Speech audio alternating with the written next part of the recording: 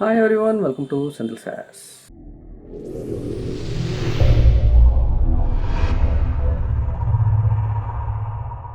இந்த உலகத்திலே மிகவும் வேகமாக போகக்கூடிய ட்ரெயின் அது. இதில் பார்த்துட்டு இருக்க நிறைய பேர் கண்ணை மூடிட்டு உடனே சொல்லிவிடுவோம் புல்லட் ட்ரெயின் அப்படின்ட்டு. இது நார்மலாக போகக்கூடிய ஸ்பீடே எவ்வளோன்னு பார்த்தீங்கன்னா 260 கிலோமீட்டர் ஸ்பீடில் போகும் 1 hour. இதனுடைய பீக் ஸ்பீடு வந்து 320 கிலோமீட்டர்ஸ். இந்த அளவுக்கு வேகமாக போகக்கூடிய ஒரு ட்ரெயினில் ஒருத்தன் பாம்ஸை செட் பண்ணிடுறான். செட் பண்ணிவிட்டு இந்த ட்ரெயினை ஸ்லோ பண்ணிங்கனாலோ இல்லை நிறுத்த முயற்சி பண்ணிங்கனாலோ அதில் வச்சுருக்கிற பாம்ஸை ஆட்டோமேட்டிக்காக ட்ரெயின் ஆகி வெடிச்சிடும். நான் சொல்கிற டிமாண்ட்ஸுக்கு நீங்கள் ஒத்துக்குங்க, அதை டிஃப்யூஸ் பண்ணுறதுக்கு நான் உங்களுக்கு ஹெல்ப் பண்ணுறேன் அப்படின்னு. ஆனால் ஜப்பானீஸ் கவர்மெண்ட்டோ என்ன சொல்லுது அப்படின்னா, டெரரிஸ்ட் கூடயோ கிட்டாம்பஸ் கூடயோ நாங்கள் நெகோசியேஷன் பண்ண மாட்டோம் அப்படின்னு சொல்லிட்டு ஜப்பானீஸ் கவர்மெண்ட்டு சொல்லிடுறாங்க. இந்த அளவுக்கு இக்கட்டான ஒரு சூழ்நிலையில் அதில் இருக்க நூற்றுக்கணக்கான பயணிகளையும் க்ரூ மெம்பர்ஸையும் எப்படி காப்பாற்றினாங்க அப்படிங்கிறத இந்த புல்லட் ட்ரெயின் லேட்டஸ்ட் 2025 வந்திருக்கு. ஏன்னா புல்லட் ட்ரெயினுங்கிற பேரில் நிறைய படங்கள் வந்திருக்கு. ஏன்னா இதனுடைய ஒரிஜினல் வெர்ஷன் வந்து 1975 வந்திருக்கு. அது வந்து புல்லட் ட்ரெயின். இது வந்து 25 வந்தது வந்து புல்லட் ட்ரெயின் எக்ஸ்ப்ளோஷன். இதுக்கு முன்னாடி 22 நினைக்கிறேன், அது ஒரு புல்லட் ட்ரெயின் வந்து அது ஒரு ஹாலிவுட் ஃபிலிம். இது ரெண்டுமே வந்து ஜப்பானீஸ் ஃபிலிம். 75 வந்தது, இப்போ 25 வந்திருக்கு. இது நெட்ஃப்ளிக்ஸில் வந்து ரிலீஸ் ஆகிருக்கு. தமிழ் டப்பிங்லேயே அந்த படம் வந்து கிடைக்குது. நம்ம சேனல் இது வரைக்கும் சப்ஸ்கிரைப் பண்ணலன்னா சப்ஸ்கிரைப் பண்ணிங்க, ஷேர் பண்ணுங்கள், சப்போர்ட் பண்ணுங்கள். பெல் ஐக்கானை ஆன் பண்ணிட்டீங்கன்னா நான் போடுற வீடியோஸ் உங்களுக்கு தொடர்ச்சியாக கிடைக்கும். உங்களோட சப்போர்ட் எனக்கு நிறைய கிடைச்சா அப்படின்னா என்னால் வந்து நல்ல படங்களையும் நல்ல வெப் சீரிஸையும் உங்கள்கிட்ட வந்து கொண்டு வந்து சேர்க்க முடியும். Thank you for supporting. வாங்க இந்த படத்தினுடைய கதைக்குள்ளார போகலாம். இப்போ படத்தோட ஓப்பனிங்கில் ஸ்கூல்லேருந்து கொஞ்சம் பசங்க இந்த புல்லட் ட்ரெயினில் ட்ராவல் பண்ணி எக்ஸ்ப்ளோர் பண்ணுறதுக்காக வந்திருக்காங்க. அவங்களுக்கு அந்த ட்ரெயினுடைய மேனேஜர் வந்து இந்த ட்ரெயினுடைய அருமை பெருமைகள், இது எப்போ ஆரம்பிக்கப்பட்டது, இதோட ஹிஸ்ட்ரி என்ன அப்படிங்கிறது எல்லாத்தையும் வந்து சொல்கிறார். அவர் தான் அந்த படத்தினுடைய ஹீரோ. இப்போ இதெல்லாம் சொல்லி முடித்து அந்த ஸ்கூல் குழந்தைங்க, அது மட்டும் இல்லாமல் மற்ற பயணிகள் எல்லாருமே எல்லாரும் ஏறுறாங்க. அதில் ஒரு அரசியல்வாதி ஒருத்தர் இருக்கார், ஒரு பில்லியனார், ஒரு யூடியூபர் ஒருத்தர் இருக்கார், அப்புறம் வேறு ஒரு ஸ்கேண்டலில் மாற்றி மூஞ்ச கூட காமிக்க முடியாமல் தெரிஞ்சுக்கிட்டு இருக்க வேறு ஒரு நபர் இருக்காருன்னு சொல்லிட்டு ஒரு மிக்சடான நிறைய பீப்புள்ஸ் வந்து ஏறுறாங்க. ட்ரெயின் வந்து மூவ் ஆரம்பித்து கொஞ்ச நாளிலேயே இந்த ட்ரெயினோட ஹெட் குவார்ட்டர்ஸில் உள்ள கால் சென்டருக்கு ஒரு கால் ஒன்று வரும். இதை மாதிரி ஹைபோசா, அதான் இந்த ட்ரெயினுடைய பேர். இந்த ட்ரெயினில் பாம்பும் செட் பண்ணியிருக்கேன் அப்படின்ட்டு. ஃபஸ்ட்டு அதை சீரியஸாக யாருமே எடுத்துக்கல. அதுக்கு அந்த பாம்பர்ஸ் என்ன சொல்கிறான் அப்படின்னா, நீங்கள் எப்படி இருந்தாலும் இதை நம்ப மாட்டீங்கன்னு தெரியும், சீரியஸெல்லாம் எடுத்துக்க மாட்டீங்க, அதனால் சாம்பிளுக்கு ஒரு சின்ன வெடிகுண்டை வந்து வெடித்து காமிக்கிறேன். ஏன்னா ஒரு வெடிகுண்டு விபத்தை வந்து ஒரு ஸ்டேஷனுக்கு வந்து டாக் ஆகிற நிலமையில் இருக்கிற ஒரு கூட்ஸ் ட்ரெயினில் வந்து வச்சுருக்கேன். அது வெடிக்கும், வெடித்ததுக்கப்புறம் நீங்கள் நம்புங்க அப்படின்றான். அதே மாதிரி அது வெடிக்குது.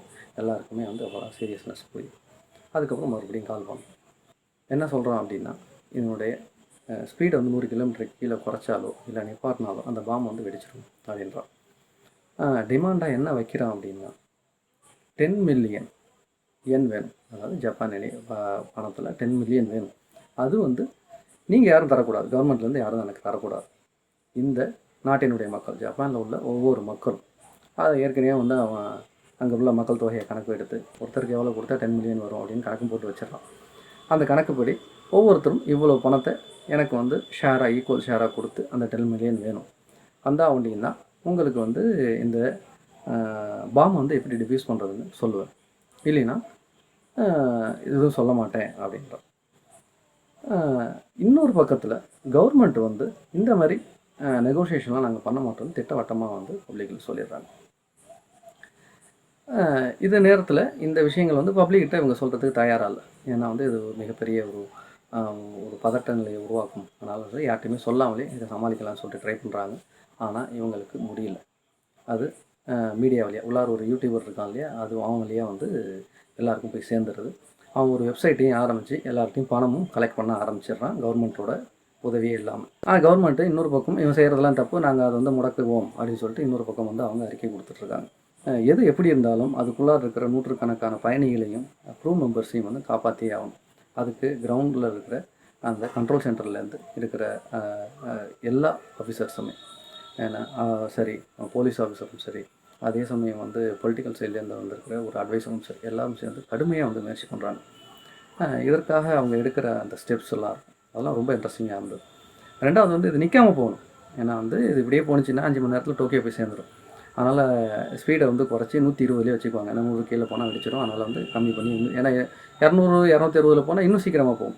ஏன்னா உங்களுக்கு டைம் வேணும் அப்படிங்கிறனால அதை 100க்கு கிட்ட வந்து கொண்டு வந்துடுவாங்க. அது மாத்திரம் இல்லாமல் நார்மலாக போயிட்டு இருந்தால் அது ஸ்டேஷனாக நின்று போகும். கிராசிங் மாதிரி எங்கேயாவது நிப்பாட்டி இன்னொரு ட்ரெயினை வந்து இந்த பக்கம் அனுப்பிட்டு அதுக்கப்புறம் இந்த ட்ரெயினை மாற்றி அனுப்பலாம். அதெல்லாம் இப்போ செய்ய முடியாது. ஏன்னா இந்த ஸ்டேஷனில் இது நிற்கக்கூடாது. இதோடைய வழியில் வந்து எந்த ஒரு தடங்களுமே இது இல்லாமல் இது கொண்டு போகும்.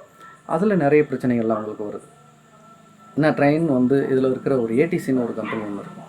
ஆட்டோ ட்ரெயின் கண்ட்ரோல்னு சொல்லிட்டு ஒன்று இருக்கும். அது என்ன பண்ணுன்னா ஸ்டேஷன் கிட்ட போன உடனே ஆட்டோமேட்டிக்காக இந்த ட்ரெயினுடைய ஸ்பீடை வந்து ஒரு 75 கீழே வந்து குறைச்சிடும். இவங்க குறைக்கலன்னா தானாக குறைச்சிடும். அதை ஓவர் ட்ரைவ் பண்ணுவாங்க. மேனுவல் ட்ரைவ் பண்ணி எந்த ஸ்டேஷனில் நிப்பாட்டாமல் கொண்டு போவாங்க. ஏன்னா இதை ஃபஸ்ட்டு வந்து அதில் உள்ள பேசஞ்சர்ஸ்கிட்ட சொல்ல மாட்டாங்க. ஃபஸ்ட்டு என்னென்னா இது ஒரு டெக்னிக்கல் ஃபால்ட்டு, அதனால தான் நிற்காமல் போகுதுன்னு சொல்லிட்டு சமாளிச்சிருவாங்க. ஆனால் பின்னாடி வந்து அந்த விஷயம் தெரிஞ்சதுக்கப்புறமே எல்லாருமே பதட்டமாயிடுவாங்க. அவங்களுக்குள்ளார நிறைய பிரச்சனைகள் போரெல்லாம் உள்ளாரையும் ஆரம்பிச்சிடும். அதை சமாளிக்கிறதே ஒரு பெரும்பாடாக இருக்கும். உள்ளார பாம்பு இருக்கிறதையும் மறந்து இங்கே சண்டை போட ஆரம்பிச்சிருவாங்க. இது மாதிரி ஒரு குழப்பமாக ரொம்பவே ஹெக்டிக்கான அந்த விஷயங்கள் போயிட்டு இருக்கும்போது இங்கே கிரவுண்டில் இவங்களுக்கு என்ன பிரச்சனைனா அங்கே நடக்கிற விஷயங்கள் இவங்களுக்கு தெரியாது. இவங்களுக்கு அங்கே இருக்கிறவங்க எல்லாரையும் வந்து உயிரோட காப்பாற்றணும். அதுக்கு என்னென்ன வேலைகள் செய்ய முடியுமோ செய்வாங்க. அப்போ ரிப்பேர் ஆகி அதே லைனில் நின்றுட்டுருக்க ஒரு ட்ரெயின் சரி அதனுடைய தடத்துலேருந்து மாற்றி வேறு ஒரு தடத்துக்கு மாற்றலான்னா அந்த இடத்துல வந்துட்டு இருக்கிற மற்றும் ஒரு ட்ரெயின் அப்படின்னு சொல்லிட்டு ஏகப்பட்ட சிக்கல்களுக்கு நடுப்புற தான் இந்த ட்ரெயினை காப்பாற்றி அழைச்சிட்டு போவாங்க. நடுப்புற என்ன பிளான் பண்ணுவாங்கன்னா வேறு ஒரு ட்ரெயினை அனுப்பிச்சு இதில் இருக்கிற 2 பெட்டிகளை வந்து டெக்னிக்கலாக கட் பண்ணி விட்டுட்டு என்ன மீதி உள்ளவங்களை அந்த புது ட்ரெயினில் வந்து லோட் பண்ணிடலாம் அப்படின்னு சொல்லிட்டு அதுக்கு ஒரு பக்கா பிளான் ஒன்று போடுவாங்க. அதை எக்ஸிக்யூட்டும் பண்ண ஆரம்பிச்சிடுவாங்க. கிட்டத்தட்ட அதில் இருக்கிற 95% மேலே உள்ள மக்களை வந்து மாற்றிடுவாங்க. அது ஒரு 200 மக்கள்கிட்ட இருப்பாங்க. கிட்டத்தட்ட எல்லாருமே வந்துடுவாங்க. ஒரு 4-5 க்ரூ மெம்பர்ஸ் ஒண்டியும் துரதிருஷ்டவசமாக அதுக்குள்ளாரையும் மாட்டிப்பாங்க. ஒரு 8லேருந்து 9 பேர். ஒரு 3 க்ரூ மெம்பர், ஒரு 6 பேசஞ்சர்ஸ். மீதி எல்லோரும் வந்து சேஃபாக மீட்டுருவாங்க. இப்போ அந்த 8-9 பேர் வந்து அதில் போயிட்டுருப்பாங்க. ஒரு டிரைவர், நம்ம ஹீரோவான மேனேஜர், அது இல்லாமல் அடிப்பட்ட ஒரு பையன் என்ன அப்படின்னு சொல்லிட்டு ஒரு 3 க்ரூ மெம்பர்ஸ், அது இல்லாமல் ஒரு 6 பேர். நம்ம அந்த பொலிட்டீஷியன் சொன்னார் இல்லையா அவர், அந்த யூடியூபர், அப்புறம் சஸ்பென்ஸாக ஒரு சில விஷயங்கள் இருக்கும். அவங்களாம் அதில் இருந்து இருப்பாங்க. இப்போது கடைசியாக இருக்கிறது இந்த 8 பேரையும் வந்து காப்பாற்றியாங்க. இதில் அவங்களால எப்படி காப்பாற்ற முடிஞ்சது? அந்த பாம்பை டிஃப்யூஸ் பண்ணாங்களா இல்லையா? அந்த பாமர் எதுக்காக இந்த பாம்பை வந்து வச்சான்? அவன் கேட்டது கிடச்சிதா? அப்படிங்கிறத வந்து இன்ட்ரெஸ்டிங்காக பண்ணியிருந்த படம் தான் இந்த புல்லட் ட்ரெயின் எக்ஸ்ப்ளோஷன்ஸ். நெட்ஃப்ளிக்ஸில் தமிழ்லேயே ரிலீஸ் ஆகிருக்கு. தாராளமாக இந்த படத்தை குடும்பத்தோடு பார்க்கலாம். என்னுடைய முதல் ப்ளஸ் இந்த படத்தில் அப்படின்னு என்கிட்ட கேட்டிங்கன்னா நீங்கள் ஃபேமிலியோடு உட்காந்து தாராளமாக பார்க்கலாம். அவங்களுடைய குழந்தைகளோடு உட்காந்து கூட பார்க்கலாம். ஏன்னா அடல்ட்ரி கிடையாது, பெருசாக வயலன்ஸ் கிடையாது, எதுவுமே இல்லாத ரொம்ப டீசெண்டான படம். அதுக்கே வந்து நான் இந்த படத்தை ரொம்பவே பாராட்டும். ஏன்னா அப்புறம் இந்த ஆப்ஸ்டக்கல்ஸ் இருக்குது இல்லையா, இந்த ட்ரெயின் அங்கே வரைக்கும் கொண்டு போகிறதுக்கு, அதுக்கான அவங்க டெக்னிக்கலாக பண்ணியிருந்த வேலைகள் எல்லாமே ரொம்ப பிரமாதமாக இருந்தது. அது மாத்திரம் இல்லாமல் அந்த கண்ட்ரோல் ரூமில் இருக்கிற ஒருத்தர் வந்து ஒரு ஹெட் மாதிரி ஒருத்தர் இருப்பார்.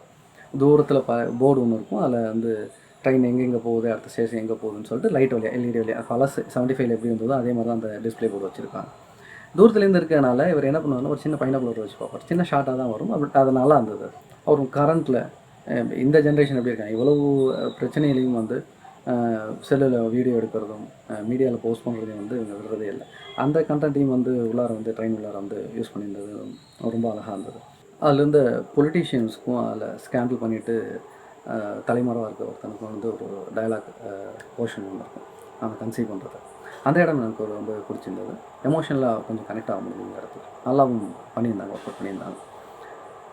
பெர்ஃபார்மன்ஸ் வைஸும் ரொம்ப டீசென்ட், எக்ஸலண்ட்டுன்னு நான் சொல்ல மாட்டேன், பட் ரொம்ப டீசெண்டான ஒரு பர்ஃபார்மன்ஸ் வந்து ப்ரொடக்ஷன் டிசைன் வைஸும் சரி, டெக்னிக்கலாகவும் சரி, எஃபெக்ட்ஸும் சரி ரொம்பவே நல்லா பண்ணியிருந்தாங்க. இந்த படத்துக்கு என்ன தேவையோ அதை சரியாக வந்து கொடுத்துருந்தாங்கன்னு நான் சொல்கிறேன். படத்தினுடைய பலம் இதெல்லாம் என்ன, படத்தினுடைய மைனஸ் சைடு அப்படின்னு சொல்லிட்டு பார்த்தீங்கன்னா படம் வந்து படம் ஓரளவுக்கு பரபரப்பரானே போகும். என்ன, படத்தினுடைய பாமர் யார், இந்த பாம்பு வச்சது யார், அவன் என்ன ரீசனுக்காக பண்ணான் அப்படின்னு சொல்கிற வரைக்கும் அதில் இந்த ரீசன் ஒன்று சொல்லியிருக்காங்க இல்லையா, அது எனக்கு வந்து அந்தளவுக்கு வந்து எஃபெக்டிவாக இல்லை. அதனாலேயே அதற்கு பிறகு வரக்கூடிய அந்த எமோஷனல் சீன்ஸில் வந்து என்னால் பெருசாக வந்து கனெக்டாக ஆக முடியல. அது ஒரு பெரிய ட்ராபேக்காக எனக்கு பட்டுச்சு. பட் 1975 ரிலீஸ் ஆனிச்சு இல்லையா அந்த படம், அதோடைய கிட்டத்தட்ட சீக்குவல்னு சொல்லலாம், ரீமேக்குன்னு நல்லா சொல்ல முடியாது, சீக்குவல்னு சொல்லலாம். ரீமேக் மாதிரி தான் இருக்குது, அதில் உள்ள எல்லா போர்ஷன்ஸும் அப்படியே இதில் இருக்கும். சில போர்ஷன்ஸ் தவிர அதில் இருக்கிற சில போர்ஷன்ஸில் அவங்க எடுத்துட்டாங்க, ரொம்ப ஷார்ட்டாக இவங்க வந்து பண்ணியிருக்காங்க. அது பெட்டராக இருக்க மாதிரி இருக்கும். இந்த படம் வந்து இன்றைக்கும் வந்து டெய்லி மோஷன் மாதிரி இதில் வந்து இங்கிலீஷில் கிடைக்கும் உங்களுக்கு, அந்த படத்தை பார்க்கலாம். அது இதை விட கிரிப்பிங்காகவும் நல்லாவும் இருந்த மாதிரி இருந்தது. இது ஒரு ஒன்லைனை கேட்கும்போது நிறைய பேருக்கு மனசில் தோன்ற இன்னொரு படம் இருக்கும், அது ஸ்பீடும் வந்து எட்ஜில் அப்படி வச்சுருப்பாங்க. ஏன்னா அவ்வளோ ட்விஸ்ட் அண்ட் டர்ன்ஸ் இருக்கும், எமோஷனலாக அவ்வளோ கனெக்ட் பண்ணியிருப்பாங்க. அந்த அளவுக்கு கனெக்ஷனோ ட்விஸ்ட் அண்ட் டர்ன்ஸோ அதில் ஒன்றும் பெருசாக இல்லை. இந்த பாமர் வந்து நமக்கு வந்து ஓப்பன் பண்ணும்போதும் வந்து பெருசாக அது சர்ப்ரைஸை கொடுக்கல. அதுவும் வந்து ஒரு குறையாக தான் சொல்லணும். பட் இதெல்லாம் ஒரு மைனரான குறைகள் தான். பட் அந்த என்னால் வந்து அது எமோஷ்னலாக கனெக்ட் ஆக முடியலையே. நீங்கள் வந்து இந்த மாதிரி ஏற்கனவே புல்லட் ட்ரெயின் மாதிரியான படங்களோ இல்லை ஸ்பீடோ பார்க்கல அப்படின்னா, ஃப்ரெஷ்ஷாக இந்த படம் தான் பார்க்குறீங்க அப்படின்னா, உங்களுக்கு இதனுடைய இம்பாக்ட் வந்து ரொம்பவே நல்லா இருக்கிறதுக்கான வாய்ப்புகள் ரொம்பவே ஜாஸ்தி. ரெண்டாவது அதான் சொன்னேன், ஏற்கனவே சொன்ன மாதிரி ஃபேமிலியோட தாராளமாக பார்க்கக்கூடிய ஒரு படம். அதுவும் தமிழ் டப்பிங்லேயே இருக்குது அப்படிங்கிறத தாராளமாக அதை பார்க்கலாம். நெட்ஃப்ளிக்ஸில் இது கிடைக்கிது. சப்ஸ்கிரைப் பண்ணுங்கள், சப்போர்ட் பண்ணுங்கள். மறுபடியும் ஒரு நல்ல வீடியோவில் பார்க்கலாம். டில் தென் பாய்.